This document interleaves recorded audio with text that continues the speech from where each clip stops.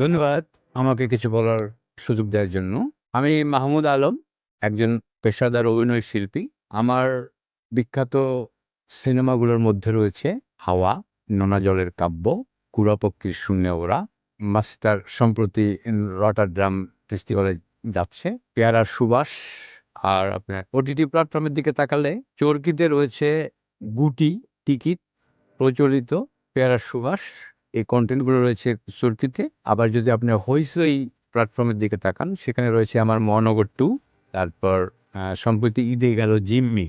আর একটু আগে যে বলছিলাম আপনার শর্টকাট, এটা আছে বঙ্গতে। বঙ্গ প্ল্যাটফর্মের কয়েকটা কনটেন্ট আমার রয়েছে, ইউটিউবেরও কয়েকটা রয়েছে। আর মূলত আমি এখন টেলিভিশন প্রোগ্রাম করছি না, খুব কম। ওটিটি এবং সিনেমা নিয়ে ব্যস্ততা যাচ্ছে আরকি আপনাদের দোয়ায়। আমার অভিনীত সিনেমা 'হাওয়া'। 'হাওয়া' সিনেমার যে জনপ্রিয় গানটা ছিল 'সাদা সাদা কালা কালা'। আসলে এই গানটা তো আমার নিজস্ব কোনো অভিজ্ঞতার বিষয় না।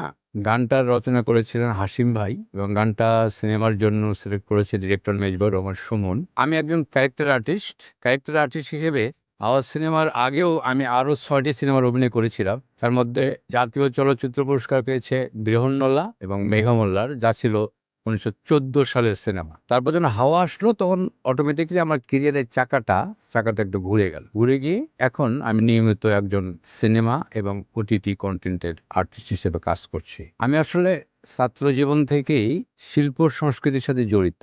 আমি খেলাধুলা করতাম যেমন, তেমন গান বাজনা করতাম। আমি আসলে অভিনয় করি ক্লাস 4 থেকে। আমি যখন ক্লাস 4 এ পড়াশোনা করি তখন থেকে স্কুল যে ড্রামা হয় সেখানে আমার ১ম অভিনয় করা। তারপর হাই স্কুল লেভেলে কিছু করেছি। তারপর যখন কলেজে চলে গেলাম আমি, তখন থেকে আমি থিয়েটারের সাথে জড়িত। তারপর চাকরির সূত্রে যে বললেন পুলিশের চাকরির সূত্রে আমার ঢাকায় আগমন। তারপর ঢাকাতে আমার থিয়েটার চর্চা। যেহেতু ছাত্র জীবন থেকেই শিল্প সংস্কৃতির সাথে জড়িত থাকার পরিপ্রেক্ষিতে ডিপার্টমেন্টাল একটা মানসিকতা প্রত্যেকটা মানুষের মধ্যে তৈরি হয়। আমি দীর্ঘ ১১ বছর চাকরি করেছি পুলিশের সাব ইন্সপেক্টর ছিলাম আমি। আসলে মানসিকতা, কালচারাল মানসিকতা এবং পুলিশ ডিপার্টমেন্টের মানসিকতাকে আমি আসলে অ্যাডজাস্ট করতে পারছিলাম। অ্যাডজাস্ট করতে না পারার পরিপ্রেক্ষিতেই চাকরি থেকে চলে আসি। তারপর এই মিডিয়া জগতেই কাজ করছি। এটা নিয়ে আমি শেষ করতে চাই।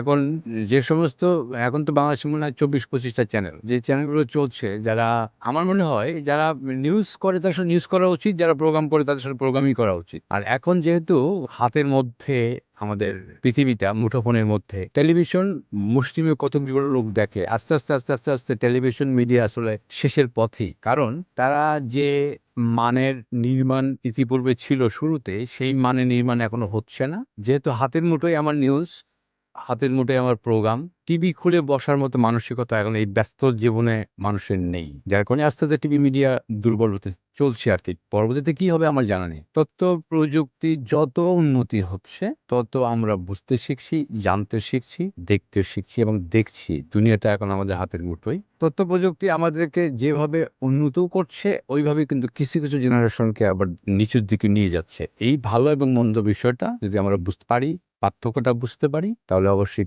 পজিটিভ ইমপ্যাক্ট পড়বে। বুঝতে হবে, আমাকে জানতে হবে। আর ভুয়া নিউজ যারা করছে, যাতে বলা হয় হলুদ সাংবাদিকতা, এটা আসলে তারা সাংবাদিক না, ওরা নিউজ করছে না। ওরা ফাজলামি করছে নিজেদের ভিউ বাড়ানোর তাগিদে। এই ভিউকে কেন্দ্র করেই আমাদের আস্তে এই যে টিভি মিডিয়ার যেরকম ভালো কনটেন্ট না থাকার পরিপ্রেক্ষিতে পড়ে যাচ্ছে, এটারও সোশ্যাল মিডিয়ারও এভাবে ভুয়া নিউজ, ফেক নিউজের কারণে আমরা অনেকে বিমুখ হয়ে যাই। ফেসবুক নিউজ দেখতে বিভ্রান্ত হয়ে যায় অলরেডি। হ্যাঁ, বিভ্রান্ত হয়ে যায়। মানে গুজবটা ছড়ায়। এই গুজবটা ছড়ানোর নেগেটিভ ইমপ্যাক্ট।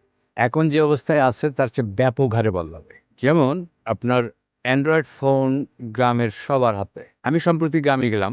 দেখলাম ক্লাস 7 এ পড়ে ছেলেমেয়েরা, তারাও অ্যান্ড্রয়েড ফোন নিজের হাতে এবং প্রত্যেকটা বাড়ি ওয়াইফাই কানেকশন। প্রত্যন্ত গ্রামে ওয়াইফাই কানেকশন। তো এই ওয়াইফাই কানেকশন হওয়ার পরিপ্রেক্ষিতে কিছু ইচিয়ে পাকা ছেলেপেলে আছে, এরা খারাপ দিকে আকর্ষণ বোধ করছে এবং দেখছে। কিছু এদের খারাপ নেচারও তৈরি হচ্ছে। আবার কেউ আছে যারা এটাকে ভালো দিকটাকে গ্রহণ করছে এবং ভালো কিছু করার চেষ্টা করছে। আমরা মিডিয়া বুঝি, আমরা সোশ্যাল মিডিয়া বুঝি, আমরা সামাজিকতা বুঝি, আমরা সবকিছু বুঝি। কিন্তু আমরা নিজেরা সচেতন না। অন্যকে দোষ দিতে বা অন্যের ত্রুটি ধরতে আমরা পারদর্শী, কিন্তু নিজের ত্রুটি ধরতে আমরা পারদর্শী না। বিধায় একটা নেগেটিভ ইমপ্যাক্ট পড়ে যায়। এখান থেকে উত্তরণের একমাত্রই উপায় হচ্ছে পড়ো এবং পড়ো, তারপরে জানো, পড়তে হবে। অবশ্যই বড় ধরনের গুরুত্ব বহন করছে বাংলাদেশের পরিপ্রেক্ষিতে। কি কারণে? বিশ্ব মিডিয়া বিশ্বের খবর দিচ্ছে, আর বাংলাদেশের মিডিয়াও বিশ্বের খবর দিচ্ছে। এর মধ্যে ওই যে বললেন ফেক টেক আছে। কিন্তু বাংলাদেশের আমরা যারা গ্রামে বসবাস করি, বিশেষ করে অশিক্ষিতের হার বেশি। যদি শিক্ষিত হয় মানুষ শিক্ষিত হলেই জানবে বেশি, বুঝবে বেশি, দেশ উন্নতি হবে। শুধু মিডিয়ার উন্নতি হলে দেশের উন্নতি হবে না। আমাদের বোঝার ক্ষমতা, আমাদের ধারণ ক্ষমতা, আমাদের জানার ক্ষমতাটাকে বৃদ্ধি করার জন্যই এই মিডিয়াটাকে এবং সোশ্যাল মিডিয়া যেটা বললেন গুরুত্ব অপরিসীম। মিডিয়ার কল্যাণেই আমরা অনেক কিছু জানি, দেখতে পাই।